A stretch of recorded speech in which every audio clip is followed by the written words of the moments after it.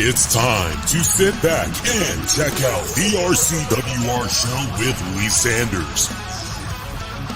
Get fun, in-depth coverage and analysis from the latest in professional wrestling in AEW, WWE, NWA, Impact Wrestling, or the world of entertainment. From hit TV shows to your favorite sports like the NBA or NFL. All things music, movies, and beyond, while trying to make sense of this crazy world we live in.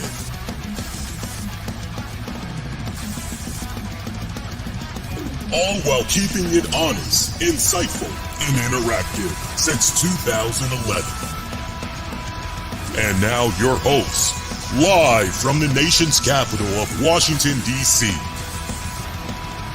Lee Sanders.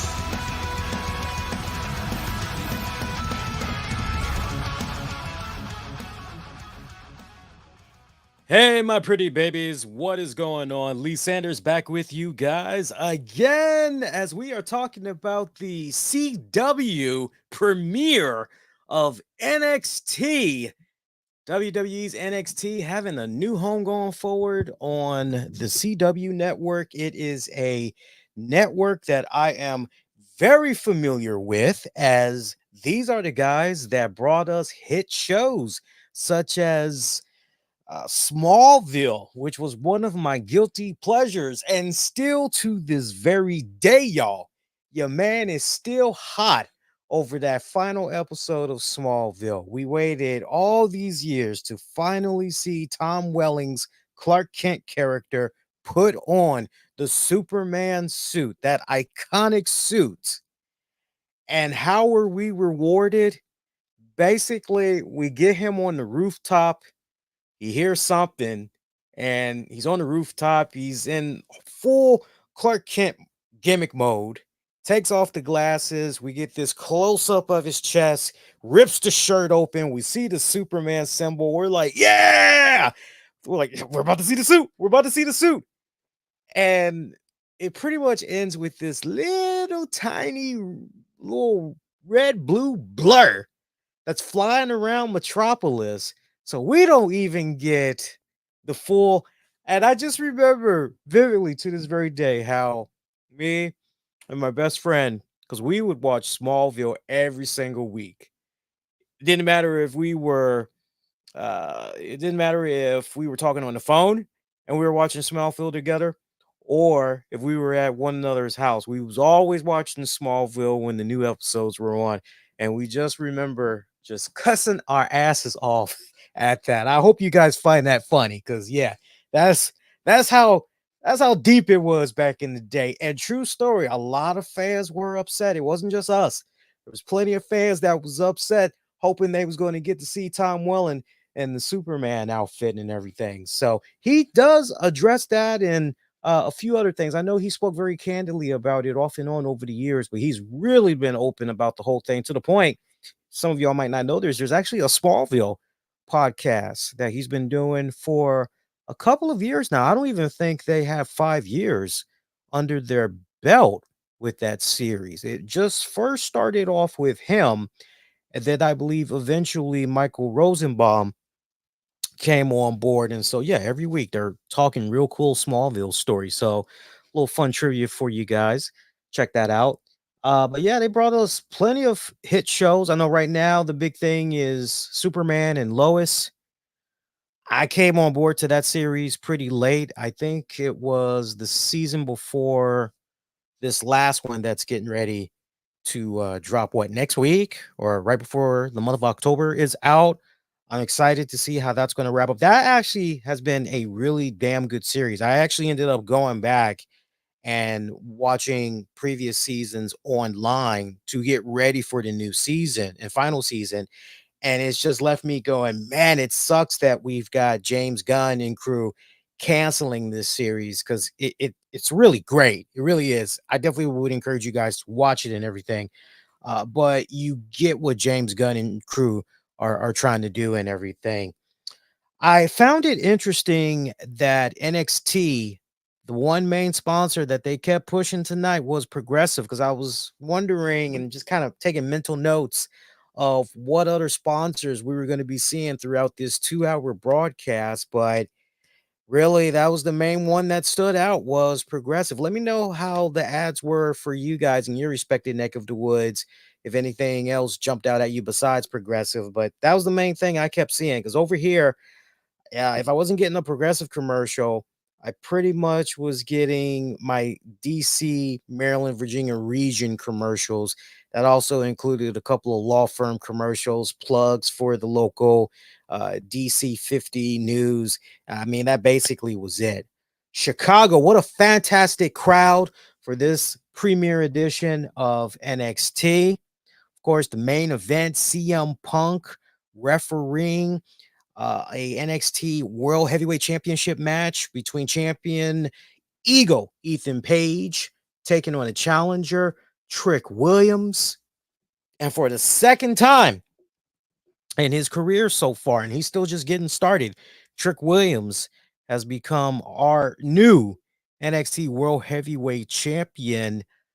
Ooh, that joint gonna be spicy going into WWE Bad Blood, because I cannot help but wonder if Ego Ethan Page is going to make an appearance in that CM Punk Drew McIntyre match.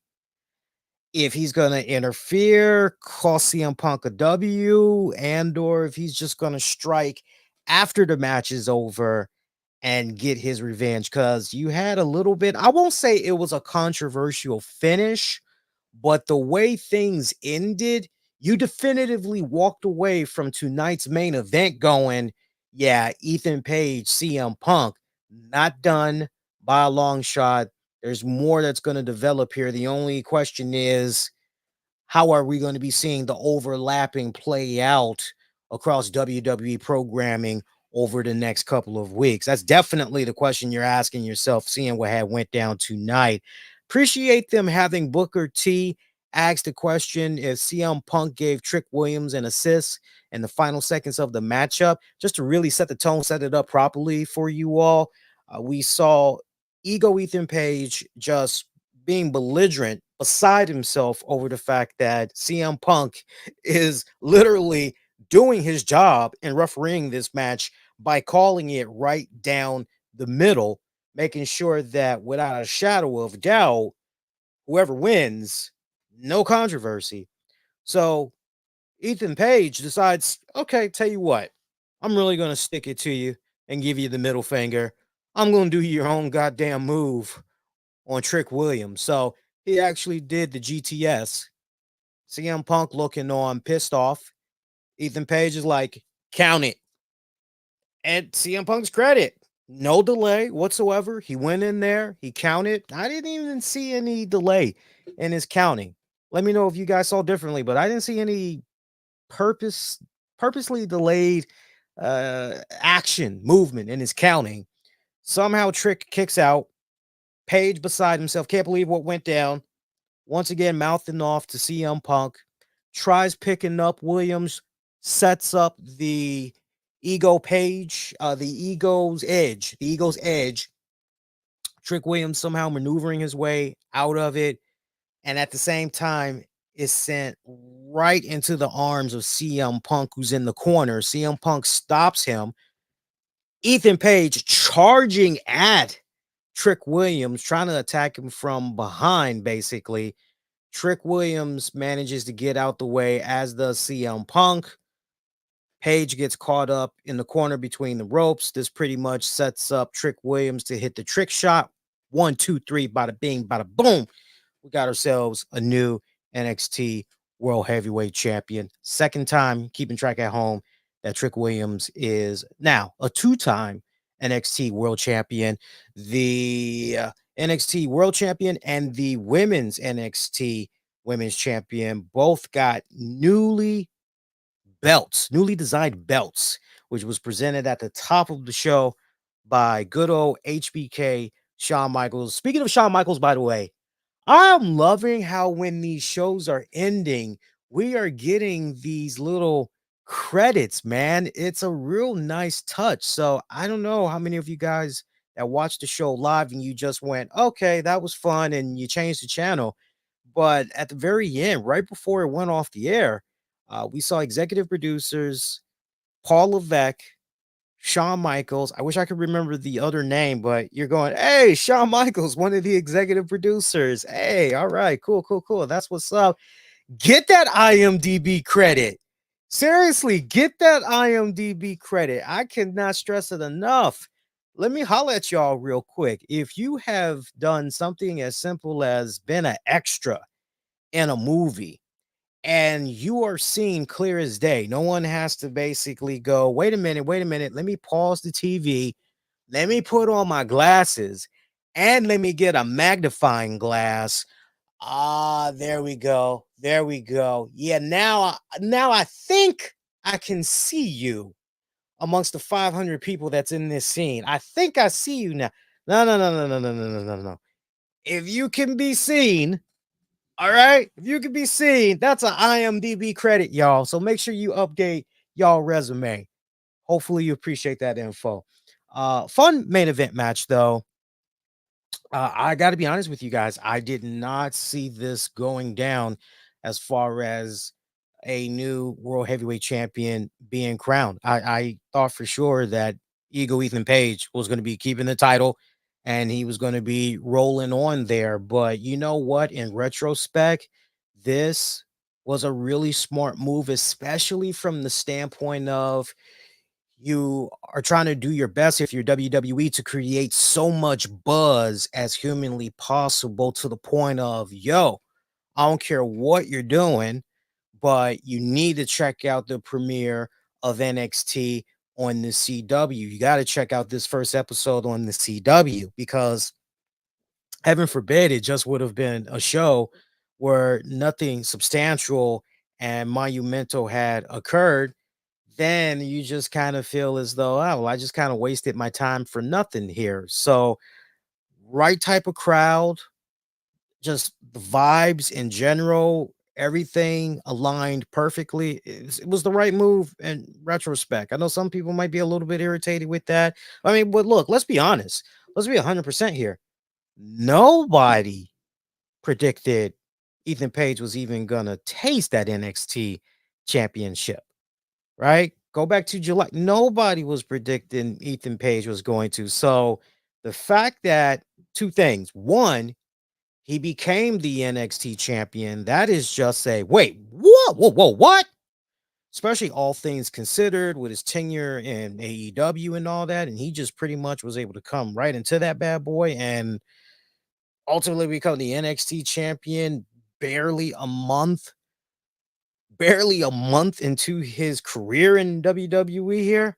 I mean, that's a hell of a damn accomplishment there, all things considered. And kudos to management and everybody for making that move. And then the second thing you got to look at as well is, well, all things considered, on top of all of that, the fact that he lasted as champion this long, that is just, that lets you know that as far as taking the management in WWE, not just by surprise, but just, hey, we trust this guy. We can definitely, yeah, we can get to where we need to go here. Yeah, yeah, let's go ahead. Let's ride this momentum for a bit. So, and look, the best is yet to come for Ethan Page. I think this young man is going to be tasting many more championship rings. That's going to be coming to him without a doubt. Without a doubt. By the way, I do have a poll up on X, formerly known as Twitter, wanting to know what did you guys think about tonight's premiere edition of NXT. So go cast your vote. And I do want to peek my head in there just a little bit to see how you guys are voting so far as voting is underway here. And look, we got ourselves a pretty solid show tonight. We were just on here less than 24 hours ago. We covered Raw Fallout. We got that episode available on demand. It's also now available wherever you get your podcasts. You audio lovers out there, I'm talking to you all. Just search the RCWR show. So this show is going to be very simple tonight. We're going to talk NXT. We're going to preview AEW Dynamite as Tony Khan is teasing a big announcement. And before you go, yeah, we know how that goes. I think we might be on to something here. I think the announcement for this Wednesday actually holds a lot of weight here. I think it's going to be very significant, this announcement. And then, of course, we'll preview and offer predictions for this weekend's Bad Blood PLE pay per view event. Right now, and if you got your X accounts handy and everything, this is how the voting is looking right now overall for the season premiere of NXT on the CW. Right now, we've got 7% of you that felt the show was terrible. Really? Really? Interesting. I've seen many a poll where that option no one ever selects it. So to see that there is a certain percentage of you guys that felt that tonight's premiere was a terrible show, I can't help but go, are y'all the ones mad over the fact that Ethan Page is no longer your NXT champion? What's really going on here? Meanwhile, 15% of you felt that the premiere was average. And right now, top dog, 76% of the votes coming in say tonight's premiere was a awesome show. You agree? You disagree? On top of commenting, make sure you also cast your vote on that poll. But yeah, fun main event match there. Some other interesting developments that we had go down on tonight's NXT. We saw the return of the little misfit herself, Cora Jade. Hi, missed me some Cora Jade. I'm so happy that she is back. Remember, she returned right around NXT deadline from last year. And the way that it seemed that she was being positioned in storyline, she was going to be coming after the NXT Women's Championship. And it seemed as though she was pretty much ready to contend for the title. But then January of this year, way to pretty much kick off the new calendar year, she ended up suffering a torn ACL, MCL, and meniscus during a NXT live event. And as a result of that, she had been out all this time. So, I mean, just really, really bad timing, just crap timing, all said and done. But here she was, lo and behold, nice to see her back. And she came back in the most impactful way possible. And I can't wait to hear more of you all's thoughts on this match, which to open things up, we had Giulia taking on Roxanne Perez for the NXT Women's Championship. This was our opener. Love that match. That was a fantastic opener. I did not anticipate Cora Jade appearing in this in any type of fashion. I didn't think it was going to go down, but when it counted the most, final moments of the matchup, just when it was looking as though Giulia was maybe on the cusp of being crowned the new NXT Women's Champion, we saw Cora Jade pretty much make a beeline for the NXT Women's Championship, go back inside the ring. Referee is messing around with her. And while all that is going down, Giulia is laid out pretty much over by the side ropes. And we see this figure. We know it's a woman, but she's got her face and everything covered up as she has a hoodie on and everything. She pulls Giulia out, pretty much rocks her real good, puts her back in the ring. Roxanne Perez, pop rock. Second time that she did pop rock too, by the way. Pop rocks. 1, 2, 3. Roxanne Perez retains her championship that way. But then the $1 million question, wait a minute, who was this individual here that ended up helping the NXT Women's Champion? We got to know. Well, we didn't have to wait that long. Hoodie came off, bam! And it turns out it was Cora Jade. Now, Cora Jade and Roxanne did cross paths a couple of segments later, and Cora Jade letting her know, hey, wasn't anticipating that. That's kind of nice of you. Corey J coming right back. Well, you know what? Everybody seems to be distracted, forgetting about me. I'm the one that pretty much had to help put this division where it is right now. And in the process, helping you retain the championship, which, by the way, champ, you're welcome. But everybody want to talk about Giulia. And, if they're not talking about Giulia, then, they're running around and they're talking about, this other person over here, or maybe they're talking about Lola Vice, and like everybody forgot about Corey Jade. Like, what about Jade? Right? So seems as though it's being teased that Roxanne and Cora could be reuniting again, mainly because of a common enemy here, pretty much that they have in Giulia. So I'm looking forward to seeing how this is going to continue to play itself out over the course of the next couple of weeks. But a very good match, nonetheless, to kick off this new era for NXT programming on the CW.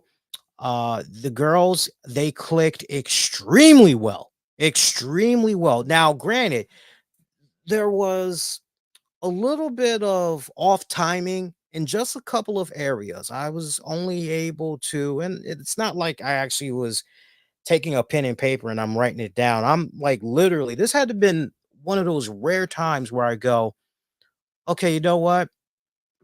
Like, I'm not jotting anything down in my tablet, not making any notes in the phone. I just want to kick back. I want to watch this, experience it in real time. I'll make my mental notes. And as far as my mental notes goes for this match, there was maybe only a handful of times that I saw, okay, did that a little too soon. Slow it down just a little bit here. Just slow down just a little bit and keep doing what you're doing. And it seemed as though right when I was thinking that, they would slow it down. More so Roxanne than it was with Giulia. But definitely there was some ooh that made me go, slow down now, slow down. Otherwise, we're gonna get a little reckless here, and then it's gonna start getting real sloppy and very botchy as a result. Now they never hit that borderline of botchamania, but if they would have kept going, they definitely would have gone there. But nice way to kick off the show, without a doubt. We did see a cameo, by the way, from Nathan Frazier and Axiom playing some WWE 2K24 against A Town Down Under. Axiom is telling Frazier that he needs to hold on to his anger there as Frazier loses it, like loses a game or whatever. And, Frazier's like, okay, I want to play again. So, obviously we kind of see what's going on here with all of that continuation of little feud program that's going on. Of course, Mrs. Bland herself, Ava, they just had to somehow squeeze her into this goddamn premiere of NXT here. Uh, Look, I'm glad that she was given to fans in a teaspoon. Okay, just a little, just a little taste, just a little taste, just a teaspoon. I'm glad she was given the fans this way because I got to be honest with you guys. If there's one negative thing that I do not like about NXT, I don't like Ava as the NXT general manager. Now, this isn't me being sexist. So I don't want nobody coming at me going, God damn you, Lee, you're being sexist. That's just so messed up, man.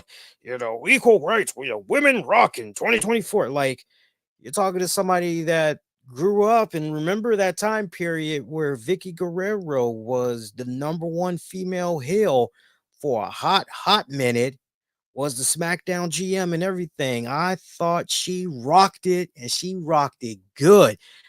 Also was a big fan of what AJ Lee was doing back in the day. Okay, so right, I got my favorites. Okay, I remember, right? And like those women that I've mentioned so far, they had the personality, they had the swag, they was able to freaking bring it. They was able to freaking bring it. Ava has just continued to struggle as far as I'm concerned. I remember how it was for her when she was wrestling very briefly. And then I guess for whatever respective reason, I thought she was coming along well, but I guess other folks said, nah, you're better off if we just take her from out of the ring and have her transition into something else. And she just, as an on-screen character, there's nothing that's there to be desired. There's nothing that's there to be desired. She's cute. I'll give her that.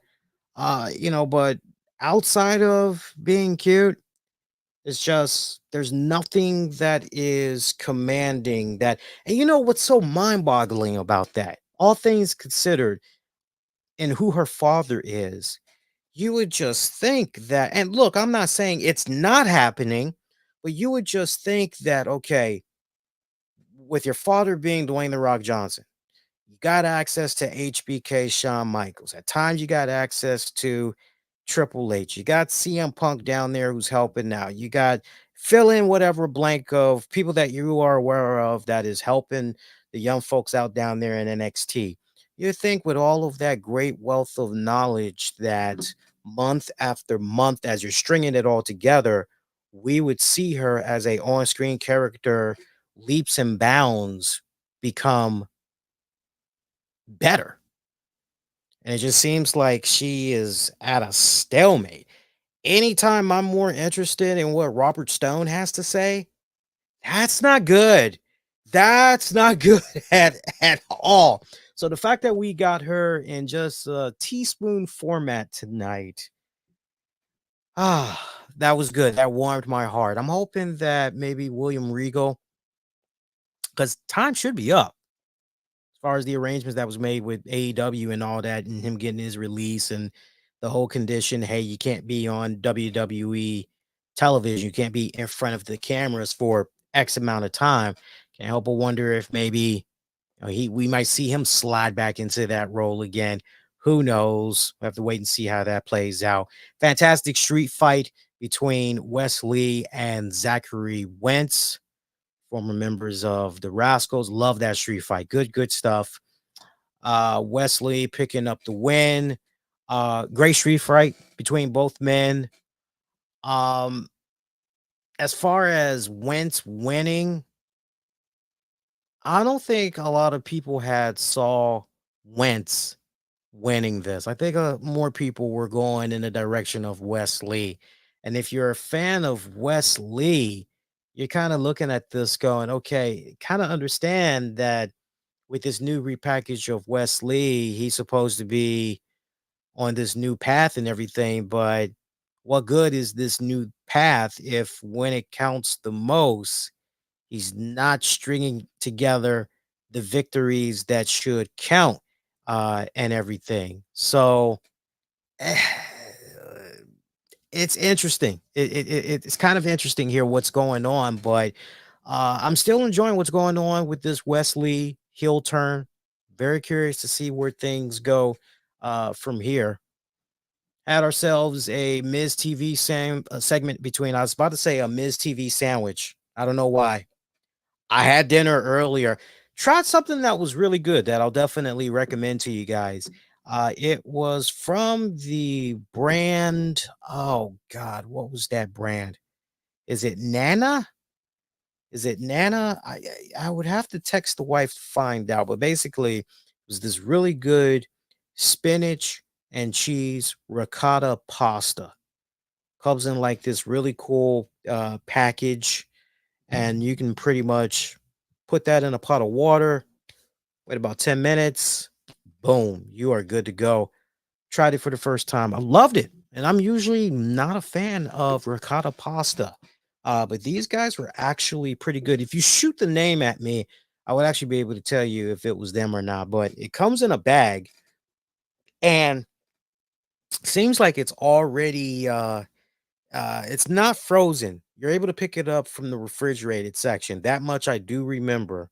And like I said, you either keep it refrigerated, or if you think it's going to be a couple of weeks, you can put it in the freezer. But typically, you keep it refrigerated and It's ready in 10 minutes. Pretty good stuff. Pretty good stuff. But no, Miz TV segment, Tony D'Angelo. I can't believe he's still pushing the Don gimmick. I peek my head in and out when it comes to NXT. So the fact that Tony D'Angelo is still doing the the Gambino family gimmick, the the the cannoli, the mafia, the fact that he's still doing that gimmick. Okay, all right, cool. Oba Femi, love Oba. You ain't gonna find me saying nothing bad about Oba. The only thing you're gonna find me saying about Oba when he coming to the main roster. Like seriously, when is my man coming to the main roster? Pretty much hyping up the match for these guys next week concerning the NXT North American Championship. You know, nothing more, nothing less. There was no beat down, nothing went down. So all good. Jada Parker teaming up with Lola Vice to take on Fatal Influence. Nice little matchup here. Fatal Influence picking up the win. Decent work. Like the way that Jada was booked in this match. Also appreciate the fact that they're continuing to string along the fact that Jada and Lola don't get along with one another here. Um, Solid tag match overall, but it was really relying on the friction between Lola Vice and Jada Parker.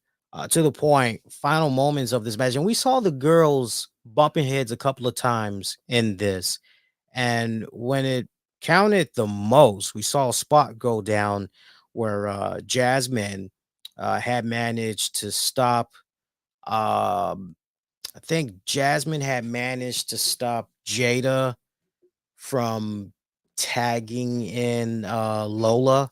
Lola got knocked into Jada, and Jada just pretty much lost her cool after that. She's like, "Yeah, nah, honey boo child, nah, I'm done. I'm out. Bump this." Lola Vice, to her credit, fighter that she is, she was fighting both girls for a little bit, but to no avail. She got checkmate at the end. So Lola, Jada, I'm happy to see that Jada, they're still WWE creative. They're still giving her these opportunities, and I got to tell you, she has definitely been crushing it and stepping up. I love her. I love her. I love her work so far. Very promising. Very promising. Which each and every single opportunity that she's being given, she continues to hit it out of the park. I can't wait to see how things play out when these two girls eventually get in the ring with one another. So, just when we thought everything was all said and done, JC says that, hey, statement was made here. And Fallon says that their next target is Kalani Jordan. Kalani comes out saying, hey, I'm not scared to take you girls on, not intimidated by y'all whatsoever, but just to let y'all know, didn't come here alone. Cue up Bianca Belair and Jay Cargill. Come out there. Nice, good old fashioned ass whooping there. Jay Cargill, Bianca Belair, Kalani Jordan standing tall. Now, as a result of what all had transpired here post match, we're actually going to be seeing a 6-woman tag match involving all these participants on next week's NXT. So be on the lookout for that. Should be good. Also got a spotlight on the upcoming match between Javon Evans and Randy Orton. Remember, they're going to be going one-on-one next week as NXT is going to be coming to us live from St. Louis. Randy Orton pretty much being the main headliner. Also next week on NXT, we're going to see for the NXT tag team titles, uh, Axiom, Frazier. We're going to see them take on A-Town Down Under. So should be pretty good. Should be pretty good. Also, we got a video package hyping up the arrival for the newest female addition to the NXT women's roster in Delta. Again, in Delta. And I'm not talking about the airline. It's a female wrestler by the name of Delta that is going to be making her pending NXT debut and everything. So it's so funny too because When I initially saw the little vignette that they did of her tonight, I'm looking at her, I'm going, and of course, they don't show you her face. You're looking at the back of her as she has on this red coat and everything, this red jacket, nice red jacket. And you're going, who is this woman? And she kind of has this look like, oh man, that kind of has an alpha female kind of vibe. Y'all remember her? Alpha female, did a lot of wrestling in Germany and all that other stuff. Wrestled for TNA for a hot minute and everything. What I can tell you about her, for those of you that have not done your research on her just yet, she made her wrestling debut about 4, maybe almost 5 years ago. And she was really damn good in her tryouts with WWE. So much soon that she was offered a contract thereafter.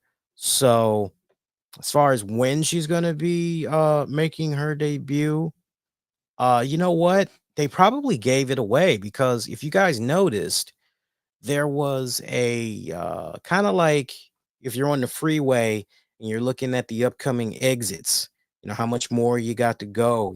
Is it half a mile? Like, what's going on here? There was some information above her head. So while you're so focused on trying to figure out who that person is, I think there might be some clues on that little sign there. So shout out for you detectives that's out there. But yeah, she wrestled mainly in Australia.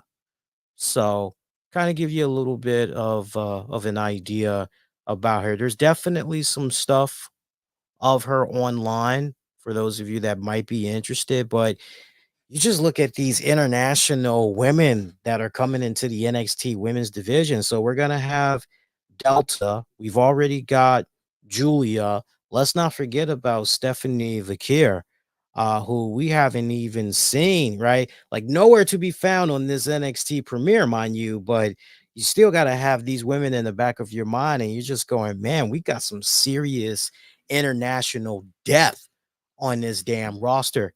So I'm loving it. I'm loving it. It is a stacked goddamn roster right now. I am more intrigued. I got to be honest with you guys, and I don't know how you all feel about this, but I am more fascinated. I'm more intrigued about the NXT women's roster than I am with the main roster.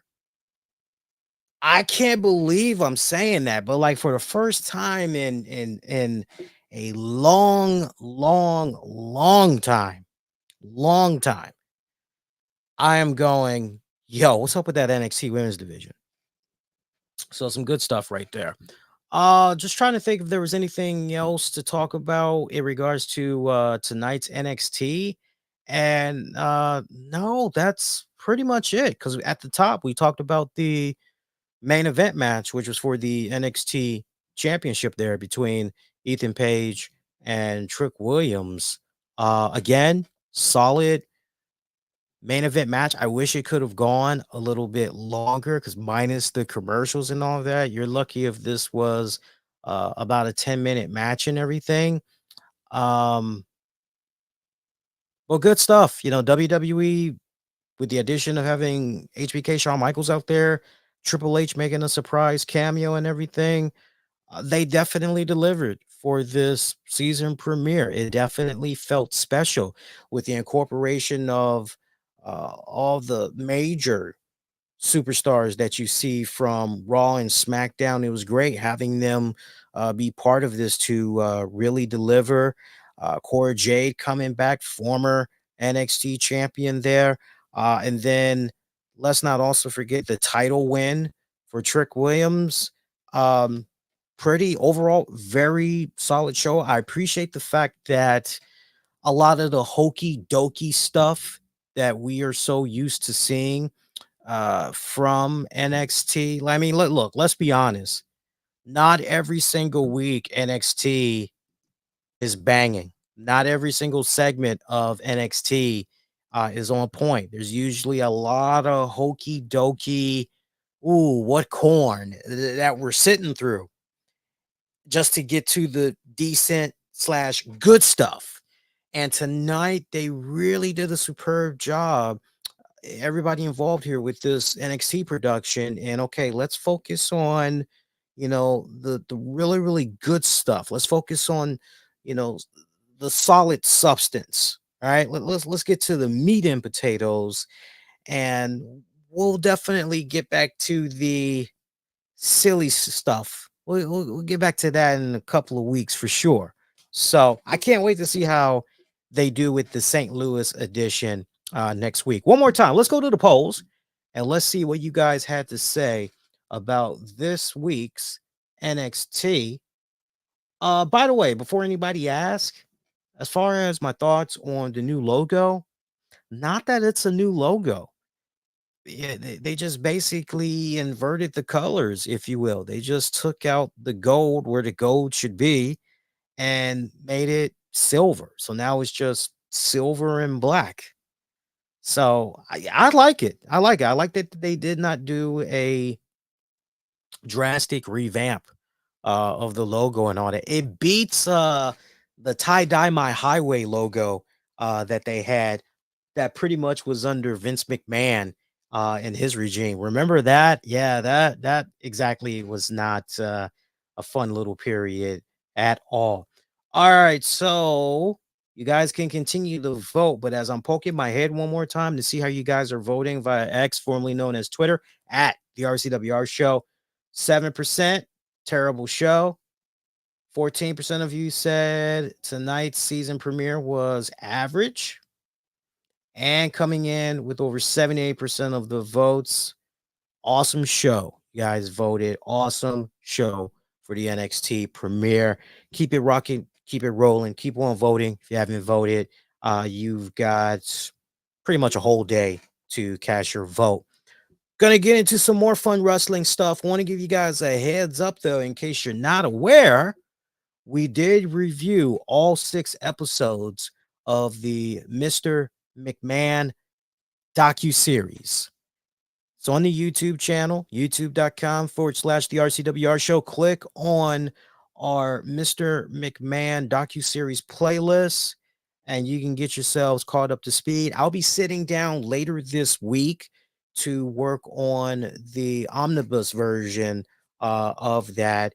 And we'll have that big old volume be available on YouTube and also an audio format for wherever you guys get your podcasts. FYI, we were talking about AEW earlier. We were kind of teasing them a little bit. So Tony Khan has revealed that for this week's AEW Dynamite, there is going to be a overrun.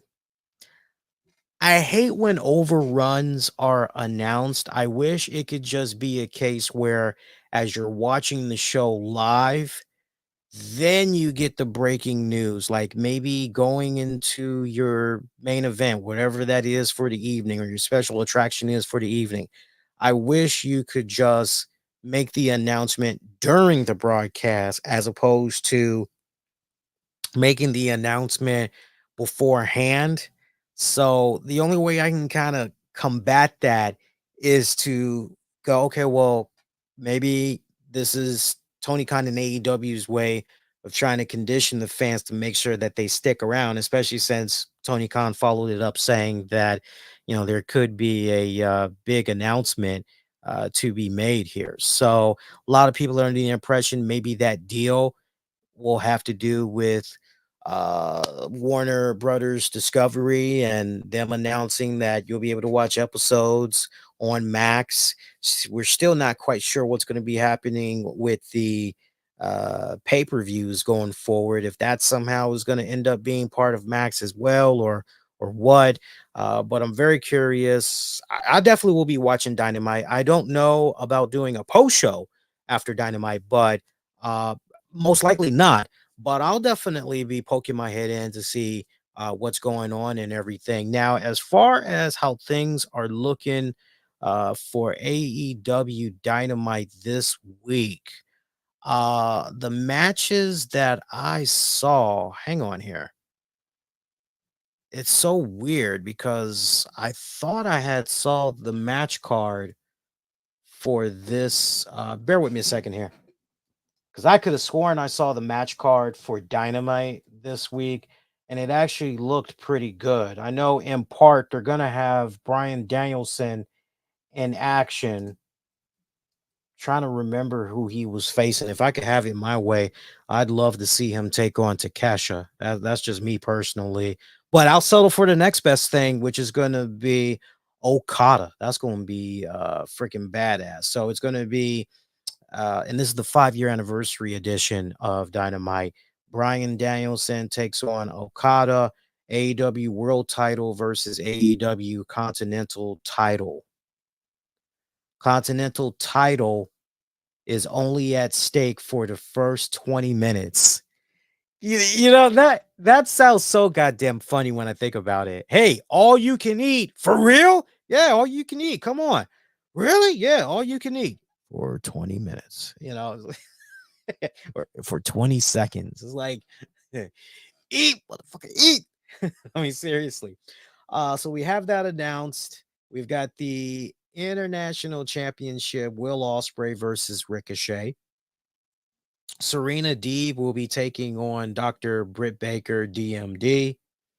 By the way, Serena Deeb recently did a interview where she talked about how ecstatic she is that girls like Jamie Hayter are back in action after being out on injury for such a long time. She also had mentioned Britt Baker, but she also highlighted the fact that there are more women that have been out for some time, due to an injury or whatnot, that's going to be coming back very, very soon. As far as what names, she did not reveal. So, found that to be, take that for what it's worth. I know some people will probably look at that and wonder if Thunder Rosa is part of that, considering what Thunder Rosa had said last week about, hey, no, I'm still concussed. Any health update, I'll be providing it, but don't believe the false rumors that you're hearing. You want to know something? Ask my team, ask me directly. So got a lot of stuff that's up in there. I know last night we were talking about Powerhouse Hobbs. Looks like he's getting ready to come back and all that. So we'll see how things play out. But yeah, man, some of the main guys that a lot of people were appreciating from AEW out on injury. I know there's the reports out there about Adam Cole. That's pretty much a touch and go situation right there. Like, just take your time, dog. Just take your time. Come back when you are definitely 100% healthy and everything. So I can't wait to see some of these people that we think pretty highly of back in AEW, as I think as a whole, that'll just really help the brand even more. Hangman Adam Page will be taking on Juice Robinson. In addition to all of that, we're going to hear more from MVP. By the way, not really a fan of how they rolled out MVP from last week. You don't give this guy any music, so you've got people that's just, oh, who's this black guy with shades or whatever, walking with a cane, right? Uh, wasn't really a fan of how all that was set up. And then you just basically have this guy pop up to literally take a piss in the mouth of Prince Nana by handing Nana his business card to give to Swerve Strickland. It just seemed like a punk bitch move. It made Prince Nana, and I'm a big fan of Prince Nana. Uh, Goes back to the original ROH days pre Tony Khan. I didn't like that whatsoever. I wish Prince Nana would have just, at least do something where Nana's like, who the hell you think you are coming up to me like that? I'm Prince Nana. I would have loved it if Prince Nana just said, "No, my man, as far as your business card goes, rip, rip, rip, we're good, but thanks anyway." Wish we could have seen him try to walk away and then MVP just take that cane of his, club him in the back of the damn leg. Anyway, we're going to hear more from MVP. Of course, we got more fallout from Grand Slam announcements for Wrestle Dream. for the developments going on there with the Blackpool Combat Club, Wheeler Yuta, Danielson, and all that. Also got the fallout from Cal Fletcher and Will Ospreay and the Don Callis family after Grand Slam. So we got all that that's going to be going down, and then also there's going to be a night 2 of 2 for the 5 year anniversary there. There's going to be a international championship little drama that's going to be going on. So a lot of good stuff that's going to be happening for AEW programming this week. Also, in regards to AEW programming, while we're talking about them, we're talking about AEW. Did you guys see the news about AEW games? So there is a report that's floating around that says everybody involved with the development of the AEW Fight Forever video game are said to be extremely disappointed because all the time and resources that was spent in developing this video game, first of all, they went way past the budget. They went way past the initial deadline for when the game was supposed to be released nationwide and everything. Because remember, we kept seeing the delays just over and over and over, and it kind of got to a point where is this game ever coming out? Don't think so. But hey, whatever. So it seems that everybody involved is having the same thought process of, okay, well, let's not make another video game with these guys. Let's instead go make a video game with another company, a more reputable company that will definitely help us out as far as making sure that we stay within budget, also making sure that we're able to get this game out in a timely manner. Most importantly, as far as the marketing, trying to be cash flow positive, actually seeing a return investment. Let's make sure we're able to get all of that and then some. So when you hear all of this, again, this is just a report and allegedly this is what's being said.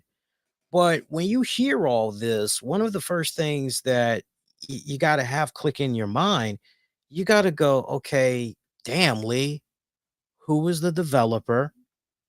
Who was the publisher? We already know that as far as the engine goes, it was running on a Unreal engine, right? So, and those are pretty damn good. But you mainly want to focus on who was the developer and who was the publisher.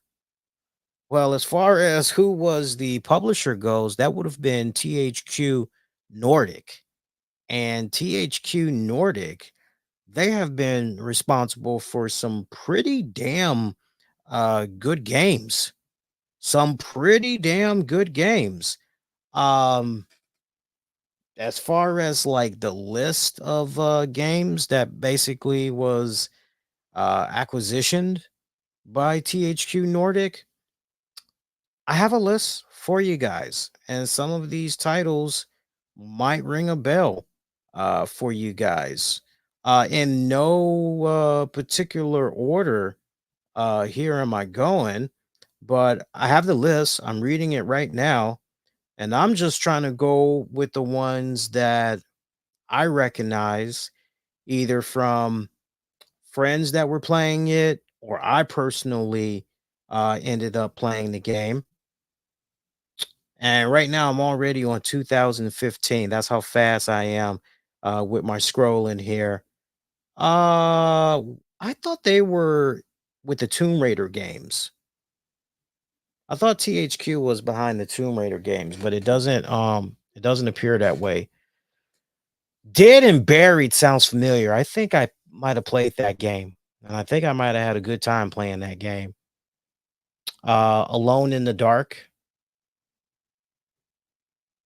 Why does that sound familiar? I'm actually looking at the oh, it was that game. That franchise. Okay. Yeah, I thought that looked familiar. Yeah, I played that one. Actually, it was pretty good.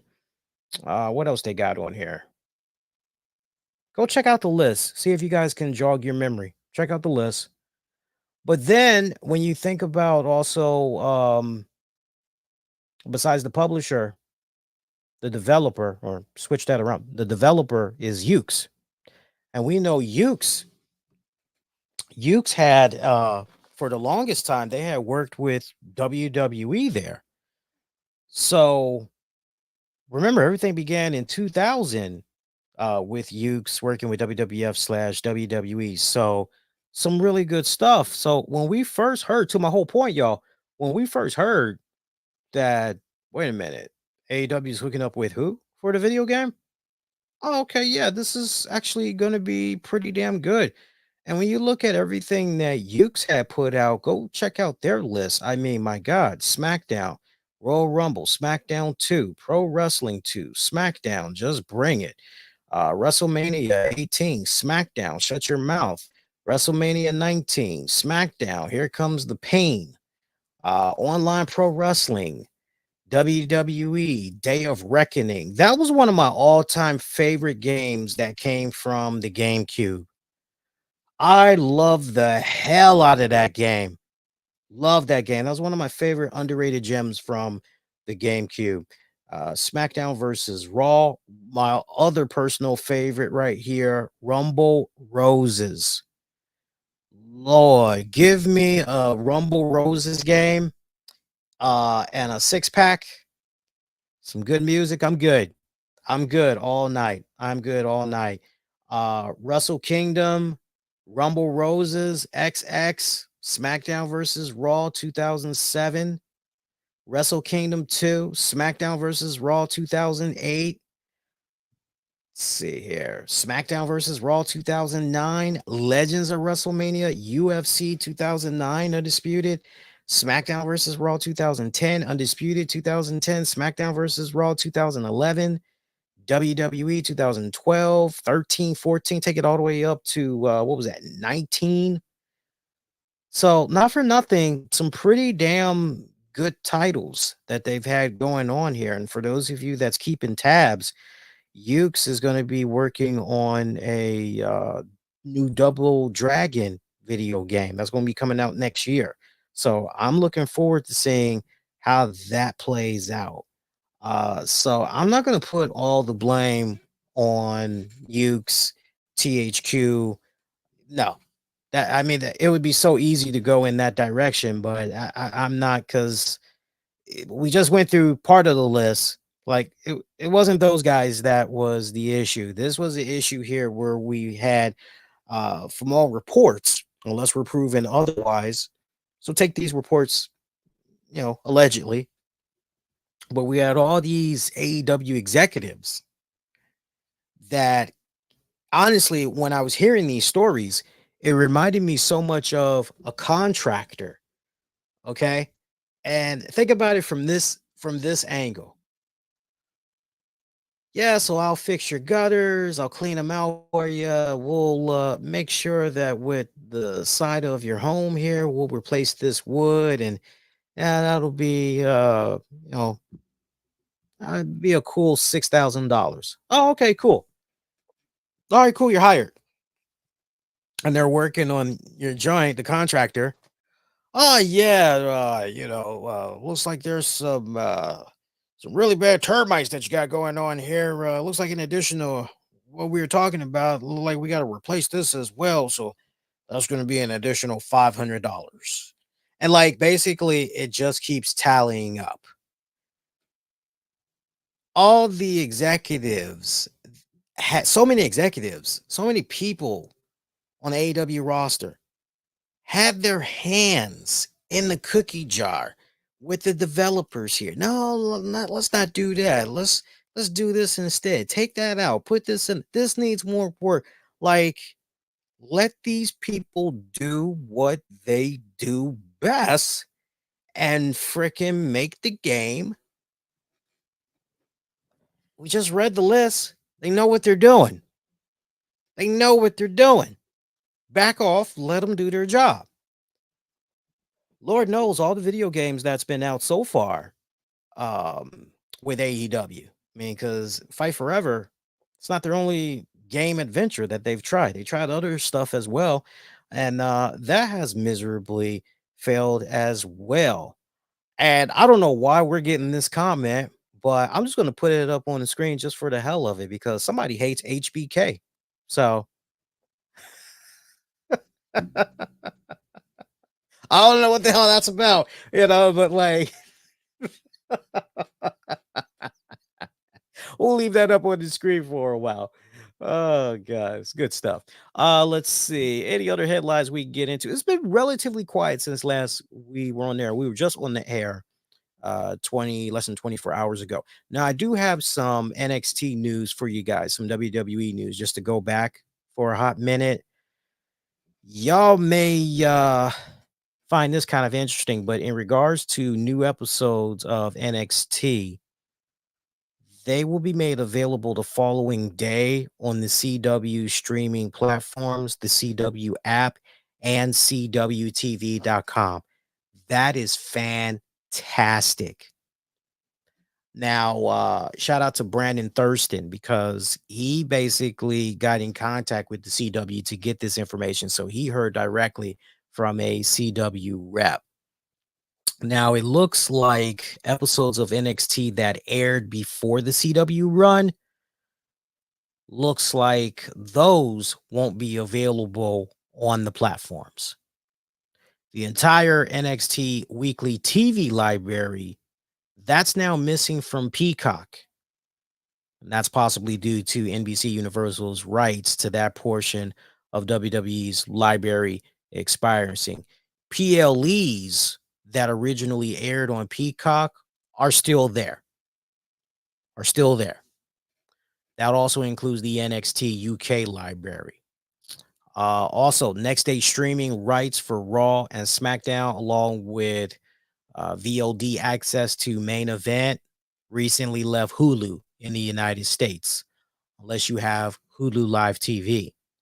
All Raw and SmackDown episodes are still available on Peacock, but new episodes appear only 30 days after their initial airing. Latest available Main Event episode on Peacock is dated September 11th, indicating that the platform's window for Main Event is shorter than 30 days. So, all said and done, it's unclear where viewers in the United States will be able to stream next day episodes of Raw or SmackDown or get quicker access to Main Event. And it's unclear right now if Netflix will be the future holder of those related VOD rights when Raw starts airing on Netflix next year. So that's a lot of information to process, but that's where we stand right now on some of that programming. So kind of sucks. Now, one thing that I was thinking about, shout out to our good friends over at the Wow Women of Wrestling promotion. I know when they were doing their thing last season, they were able to ink some type of a deal out there where new episodes of WoW was in syndication on the CW network and all that. And if I remember correctly, you were able to see episodes, I think next day or like 2 days later on CWTV.com. So I'm mentioning all that because I'm just curious with WWE now having this exclusive deal that they have for NXT and all that. I just can't help but wonder. Oh, hang on a second here, guys. I just can't help but wonder exactly what does that mean for Wild Women of Wrestling? Let's find out. We're gonna find out together. I'm gonna type in WoW.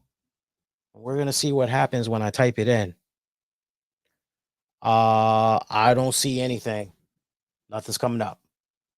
So let's type in women of wrestling. Let's do it that way. Yeah, nothing, y'all. Nothing. So I'm just curious. I'm gonna go to Wow Women of Wrestling website.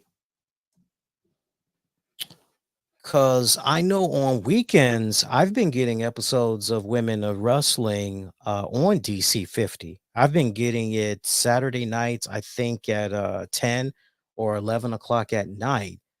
Oh, they've revamped their website too. That looks really, really good. That looks really good. Like the new graphics that they got up on the website as well. This looks really, really good. Okay, let's find out because I'm very, very curious. Okay, where to watch Women of Wrestling. Let's see how that goes. Where to watch. I'm gonna put in my zip code and we're gonna see what happens here. And it's still loading.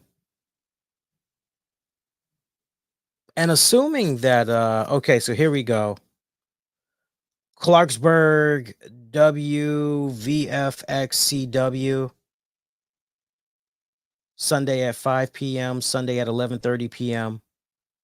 Washington DC WDCW 2 p.m. 2 p.m. I don't know why I was thinking 10 or 11 p.m. 2 p.m. is actually correct. Baltimore, Maryland, shout out to y'all.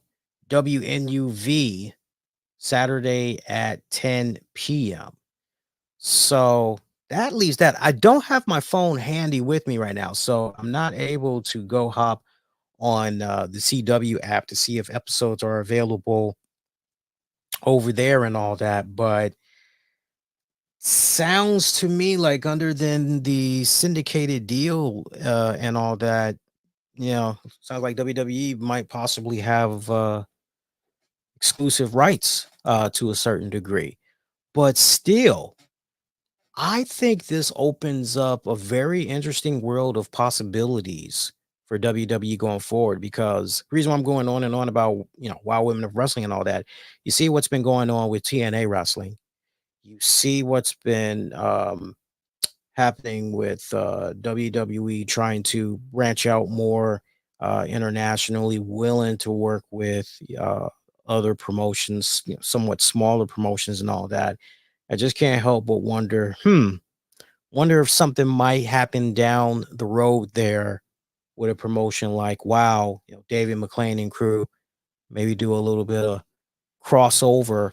I mean, that definitely would benefit the WoW promotion much more than WWE. I mean, yeah, WWE is helping by putting the exposure and all that out there without a doubt, right? They're definitely helping, in their own way. It's kind of one of those. How can what's really the benefit here? What does WWE really get from out of this? So, interesting, very interesting what we got going on there. Love the new design. Shout out to the webmaster. Shout out to the webmaster. The website looks really, really, really good. Really good. I'm very impressed. I'm just looking at this more here. Hang on here because this site looks really good. You guys got to go visit it. WOWE .com. Oh wow, that's cool. They still got my interview that I did with Foxy Fierce up on the website. That's like one of the top 10 joints when you go click under the news section. Wow, we did that so long ago. I'm looking forward to working with them again. They've tried hitting me up a couple of times off and on this year. By the time I said no, it's like my college schedule is really loaded right now. It's like it's ridiculously loaded. I was like, I love to, but I can't. I pretty much I told them and a couple other promotions. Actually, I heard something from who was it? NWA recently tried to hit me up, and I said, no, I'm sorry, I'm not available for this calendar year. Definitely spring of next year, spring, summer of next year. Hit me up and we'll make some stuff happen. I'll be free by then. So we got that. And I think on that note, let's jump on in and talk WWE Bad Blood. Let's go ahead and do that. So we got Bad Blood. That's going to be happening in Atlanta, Georgia at the State Farm Arena. Remember, Saturday, 6 p.m. Eastern. 6 p.m. Eastern is when we're going to be getting that bad boy. Interesting time for a pay-per-view start. I gotta say, interesting time for a pay-per-view start. I'm not complaining, by the way. I'll take it. I love it. I love it. I love it. All right. So first up,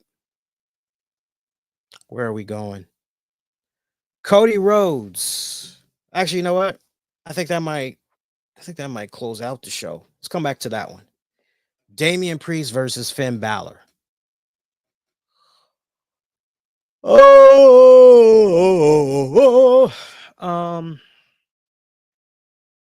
first of all, I don't think that the Terror Twins, Tower Twins, whatever the hell they want to call themselves, Damian Priest, Rhea Ripley, I don't see this being a sweep for them.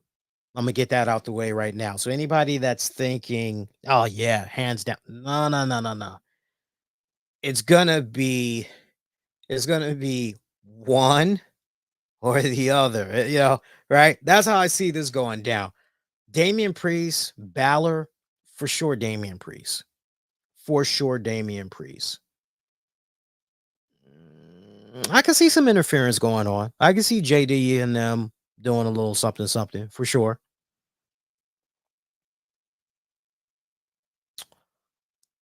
I don't see Jay Uso on this card, and I can't help but wonder, is Jay going to play some type of a role in trying to balance things out there for Damian and Damian and Rhea Ripley? Or is Jay maybe going to make his presence felt in that tag team match there? Very interesting position. Or is Jay not going to be utilized at all? Numbers game for sure in regards to Priest and Balor, but when it's all said and done, I'm going with Damian Priest for the W. Let's go to the next one. Liv Morgan defending the women's championship against Rhea Ripley, singles match. Dominic Mysterio is going to be suspended. So now we know officially. Because remember, I was wondering, okay, is he going to be off to the side in the steel cage? Or is he going to be up high above there? He is going to be suspended above the ring in a shark cage. Okay, cool. So now we know what's going to be going down. I got your man Dirty Dom somehow figuring out a way to get out of that bad boy. For sure. He gonna figure it out. He is gonna figure it out. I could even see something coming about where now see, here's the thing. The last thing you want to do is have this be a case where, since you have 5 matches, you don't want to have it be overloaded, contaminated with interference. Because I know when you're looking at this, you can't help but, with the Damian Priest Balor match that we just talked about, you can't also help but look at this match and go, is Judgment Day going to try something here too? And although it would be really cool to see other Judgment Day members come out, try to help out their girl, Liv Morgan, and Rhea Ripley is whooping all these guys' asses. And hang on here. In regards to possibly seeing Rhea Ripley whoop Carlito's ass, JD's ass, Balor's ass. Like, I just don't see that. I just don't see that in this one. I think the card is going to be pulled on interference in the Priest Balor joint. I think anything more, and if I had somebody's ear and how they're laying out these matches, how they're thinking about laying out these matches, if I could have somebody's ear, I would go, if you're gonna run interference, it's got to be one or the other, not both. Not both. You only got 5 matches. No reason for you to do a goddamn Benny Hill on both of these matches, one or the other. So I think where the creativity / fun is really going to be and trying to figure out is, okay, Dom's in a shark cage. How the hell is he going to get out of that shark cage and or play a role in helping Liv Morgan retain the championship? That's, that sells itself as it is. to my whole point. You don't need to do anything more, because to do anything more is just going to be overkill. You already got a good dish that's enticing your viewers. Don't need to do anything more and risk of overkill. With that in mind, Liv Morgan walks out still your women's world champion. Let the Liv Morgan tour continue. She's on a roll. She's doing good. Loving it. By the way, shout out to my WWE Supercard players. If you've taken a little bit of a break for the past couple of weeks, there's a new battle pass that's out right now that features Dirty Dom. So you can get yourself off the break when you pay for your battle pass. You can get yourself a Inferno tier Dirty Dom card and then play your way through the rest of your battle pass for this month. You'll eventually get yourself a second Dirty Dom card that you can pro. Also, while we're talking about WWE Supercard, just kind of looping it back to NXT, showing them some love, there is a redeemable code that is available right now. It involves you going to the WWE Supercard.com site. And when you go there, you want to click on the redeem section. When you click on the redeem section, all you got to do is type in the following code and make sure that this code you put in, it's all in caps. Again, you got to put the code in all in caps. And when you put in this code, I mean, it's not much. It's a 5% chance. But you know what? A 5% chance is better than zero odds, right? I mean, that's what I always say. Whoop that ego. Just as it sounds. Whoop that ego. Type all that in caps, and you'll get a 5% chance of getting a Ethan Page Inferno tier card. Again, 5% chance.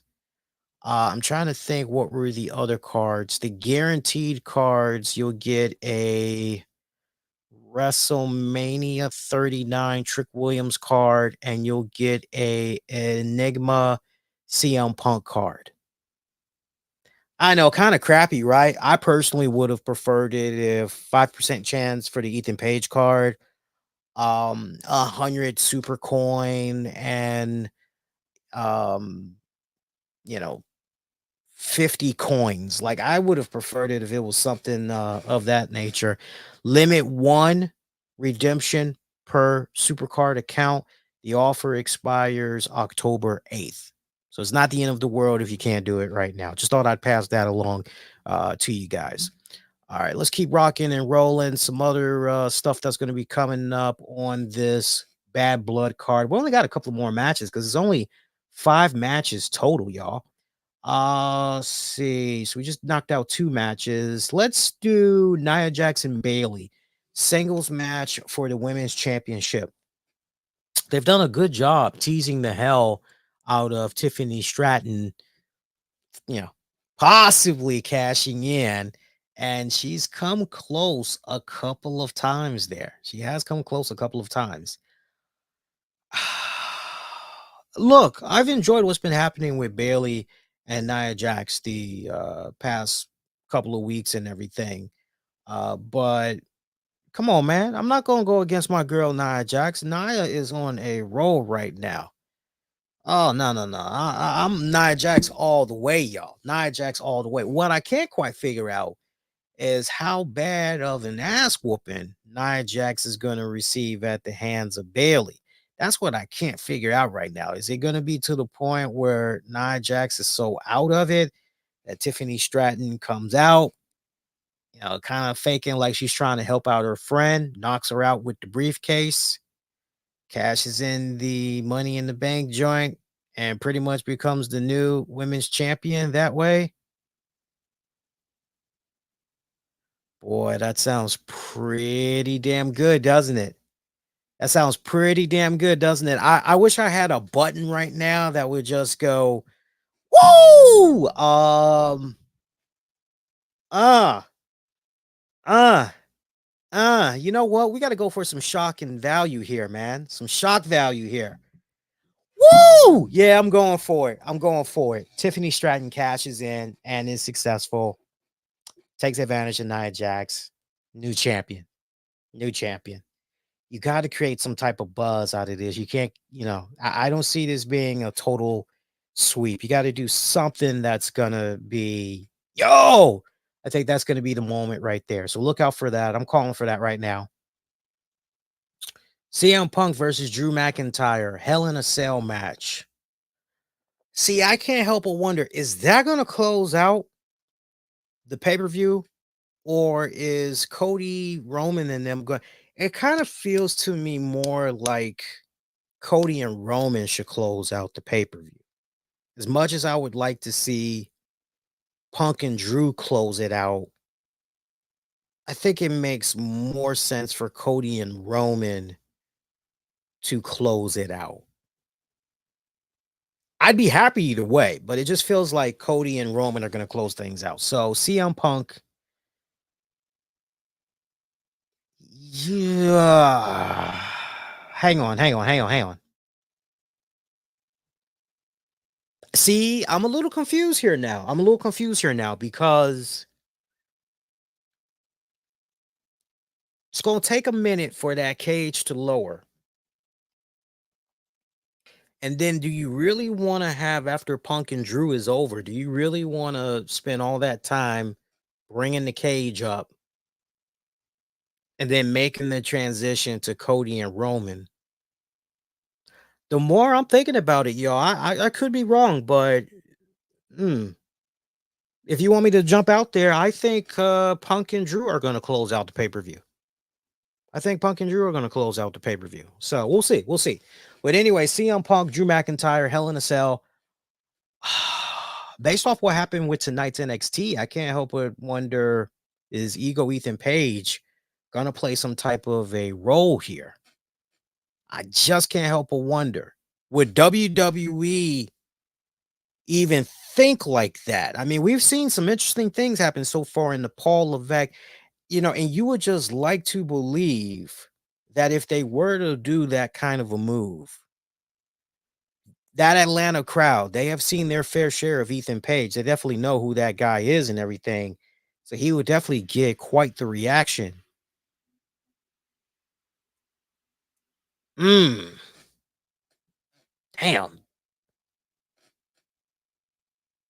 See, the real question right here is, do you have Ethan Page interfere and ultimately costing CM Punk the victory? Or do you have Ethan Page just pop up after the match is over? Does Ethan Page even pop up at all?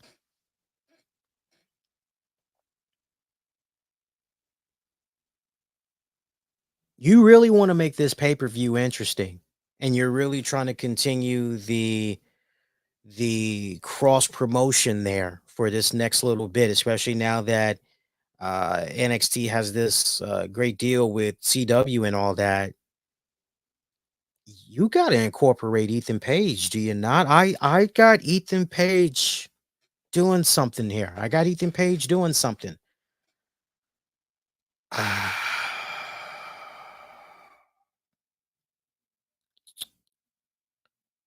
What I can't figure out is if Ethan Page cost CM Punk the W. That's what I can't figure out. Sounds very enticing, don't it? It's like, if you're doing this, I mean, it makes sense. Makes all the sense, right? Oh, I don't know, y'all. I'm stuck. Your man's stuck on this one. I will definitely commit to Ethan Page making an appearance. I just don't know if he's going to cost CM Punk or if he's going to jump his ass post match. It's really too close to call. As far as who wins, and this should be the match of the night. Anything less, I'd be shocked. But this should be the match of the night because I've enjoyed their feud so far. Your man is gonna go with. Fuck, I don't know, y'all. Ah, I can hear you guys going, pick Punk. Punk's gonna win. Damn it. Punk's gonna win.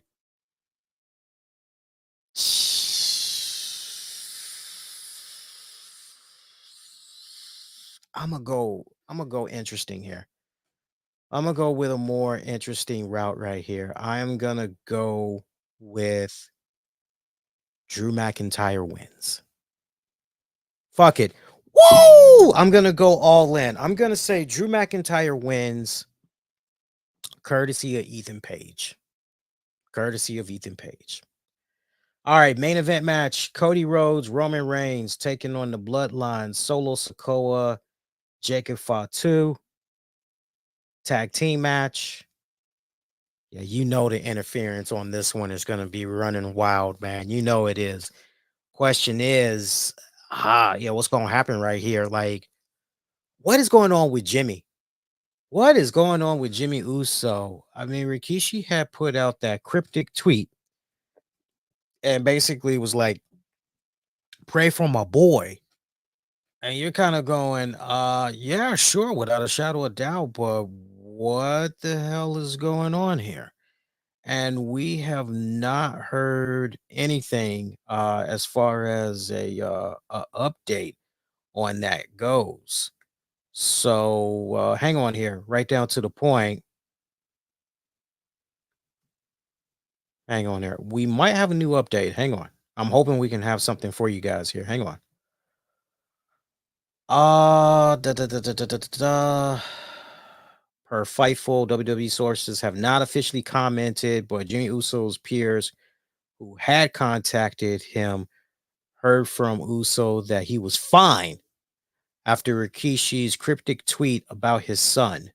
While several reports that came out a few months ago indicated Uso's imminent return, it obviously did not pan out that way. If something worse is going on, he has been tight-lipped about it. As of this writing, a recent report has disclosed Jimmy Uso's return date. He is expected to be back at Bad Blood on October 5th. So this is a report from the folks over there at Sportskeeda.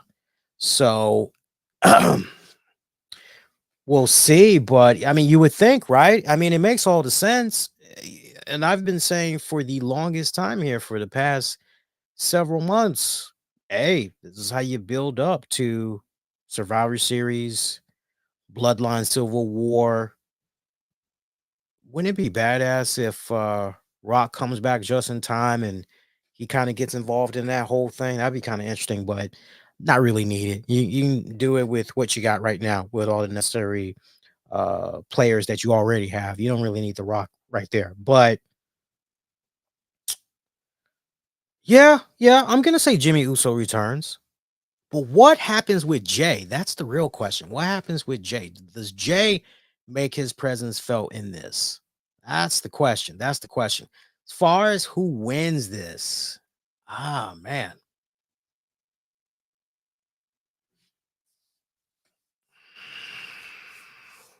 See, I hear a lot of you guys, Cody and Roman. Duh. Uh,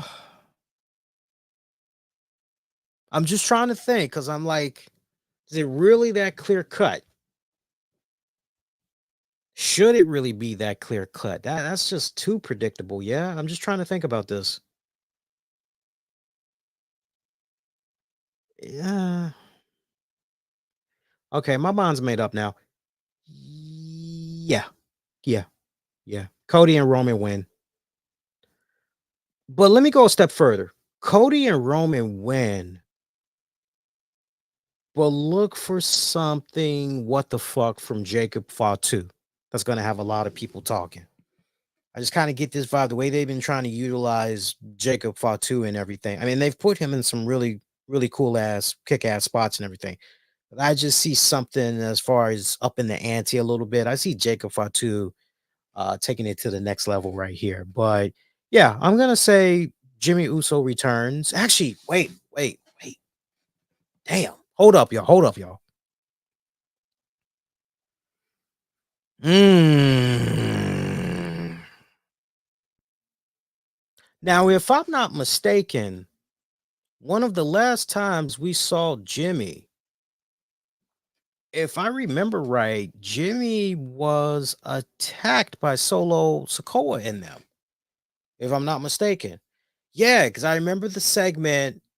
We thought that Paul Heyman was going to get his ass handed to him, and no, it ended up being Jimmy. So yes, you got Jimmy return, and I'm glad we're still talking about this because this, okay, just hypothetically speaking, if Jimmy is coming back, is he really going to be on the side of Cody Rhodes and Roman Reigns?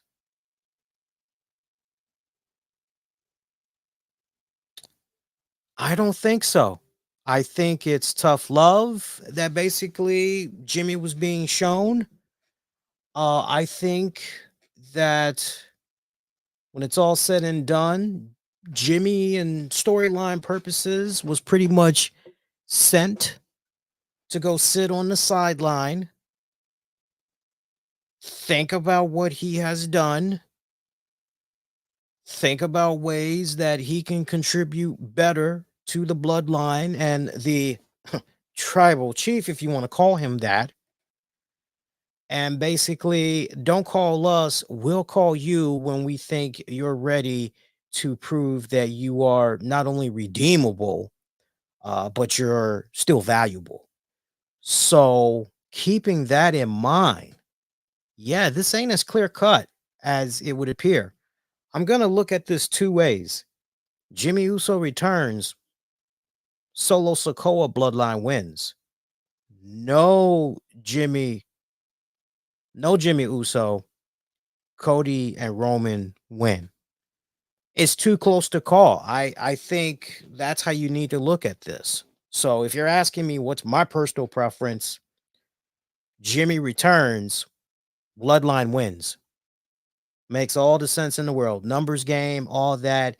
Because you got to have Cody and Roman pretty much go, look, we obviously can't do this by ourselves. Like, we need some numbers on our side. Now, some people may go, well, wait a minute, Lee. Wait a minute. Wait a minute. What about Kevin Owens? We've seen Kevin Owens continue to have that friction going on there with Cody Rhodes. It kind of seems like he could be turning on Cody any minute. Could maybe Kevin Owens come out there and do a little something something? Oh yeah. Oh yeah. Very well possible. You still ain't got enough numbers. You still ain't gonna have enough numbers.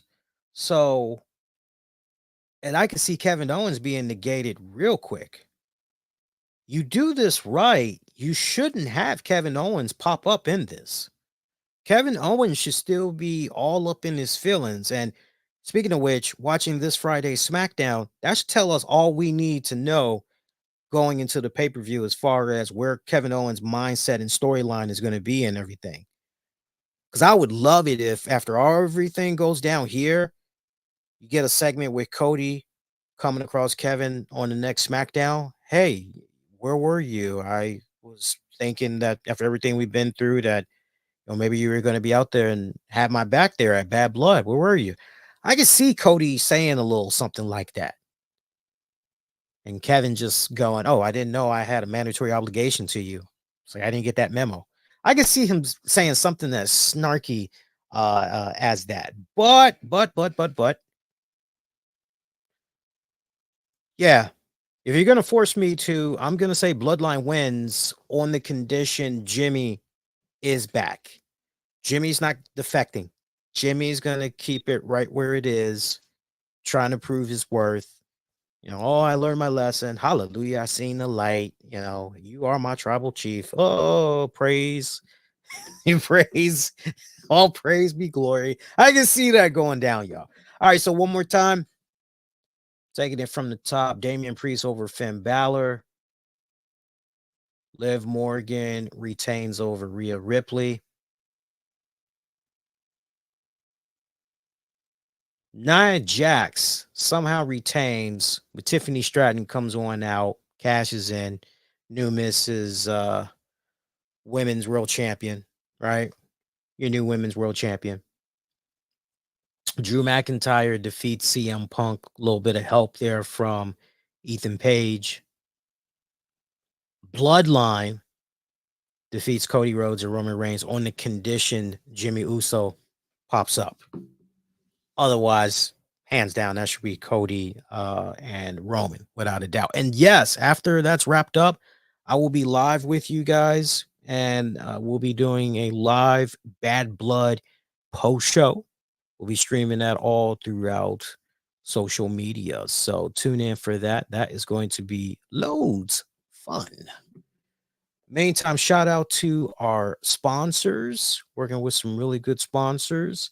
We got some new guys that we're working with. I definitely want to make sure we show them some love before we get ready to wrap up.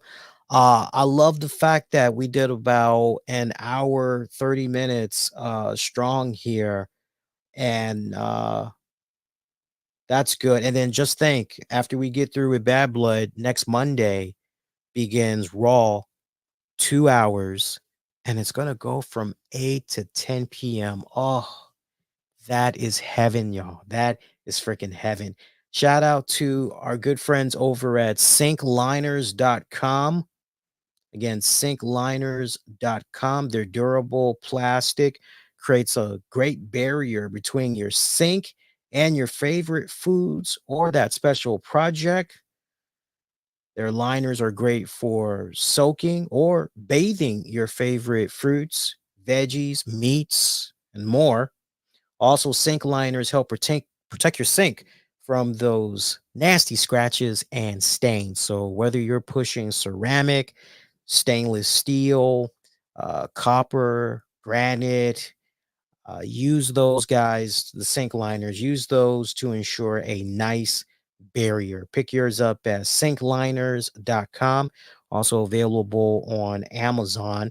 Also, shout out to our friends over at Travel Trove Vacations. Visit their website at ttvtravel.com. That's ttvtravel.com. Start planning that next vacation now, just in time for the holidays. Don't settle for ordinary. Make your next vacation extraordinary with Travel Trove Vacations. Visit them at ttvtravel.com or give them a call at 800 452 2124. That number again is 800 452 2124. Travel Trove Vacations.